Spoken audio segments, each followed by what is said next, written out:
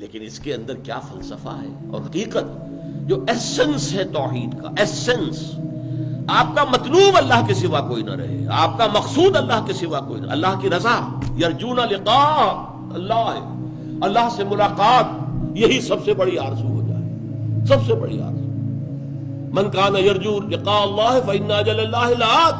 جو کوئی بھی اللہ سے ملاقات کا امیدوار ہے مطمئن رہے وہ وقت آ کر رہے گا تمہاری رب سے ملاقات ہوگی. ملاقو وہ سب کے سب اللہ کے ساتھ ملاقات کریں. یہ محبت اللہ کی. اس کے لیے فرمایا ایک حدیث میں جو 7 قسم کے انسان ہیں جن کو اللہ قیامت کے دن خاص اپنے عرش کے سائے تلے جگہ دے گا, ان میں سے ایک وہ بھی ہے رجل ذکر اللہ خالیا ففاضت عیناہ. تخلیے میں, علیحدگی میں, خاموشی سے جب وہ بیٹھا ہوا تھا اس نے اللہ کو یاد کیا اور اللہ کی محبت اور اللہ کی خشیت سے اس کی آنکھوں سے آنسو بہہ نکلے.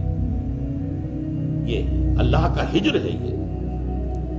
یہ جو زندگی ہے یہ اللہ سے ہمارے ایک ہجر کا ذریعہ ہے. پردہ پڑا ہوا ہے ہمارے اور رب کے درمیان, غیب کا وہاں پردہ پڑا ہوا ہے. اسی لیے آپ نے دیکھا حضور پر کہ جو کیفیت تھی اللہم فی الرفیق الاعلی, بس اب مجھے اس دنیا سے کوئی غرض نہیں ہے, رفیق اعلی اللہ تعالی, اللہم فی الرفیق الاعلی. اب تو بس یہ جو بھی, حالانکہ حضور کے لیے تو اس دنیاوی زندگی میں بھی حضوری ہی حضوری تھی. آپ فرماتے ہیں ابھی تو عند ربی, میں رات گزارتا ہوں اپنے رب کے پاس, وہ یطعمنی و یسقین, وہ مجھے کھانا کھلاتا پلاتا ہے. اس لیے کہ جب آپ روزے رکھتے تھے 2 دن کا روزہ, 3 دن کا روزہ, کہ شام کو افطار نہیں کیا بلکہ وہی روزہ رات میں بھی چل رہا ہے, پھر اگلے دن شروع ہو گیا وہ روزہ چل رہا ہے 2 دن 3 دن, اس کو صوم وصال کہتے ہیں. صحابہ کو آپ نے سختی سے روک دیا, مت, ہرگز نہیں. لیکن ان کا حضور آپ کرتے ہیں, آپ ہمیں کیوں روک رہے ہیں؟ فرمایا ایکم مثلی, تم میں سے کون ہے مجھ جیسا؟ ابھی تو عند ربی, میں تو اپنے رب کے پاس رات گزارتا ہوں. وہ یطعمنی و یسقین, وہ مجھے کھانا کھلاتا ہے پلاتا ہے.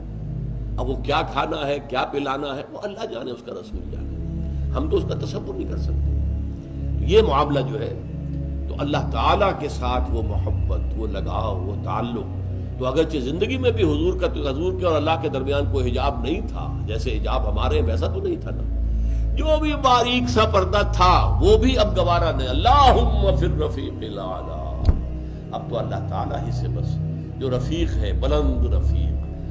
اسی لیے کہا اقبال نے, نشان مرد مومن باتو گویم جو مر گائے تبسم بر لبے اوش.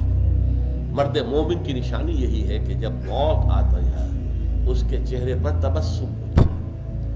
موت در حقیقت اپنے محبوب سے وصال کا دروازہ ہے, اپنے محبوب سے ملاقات کا دروازہ ہے.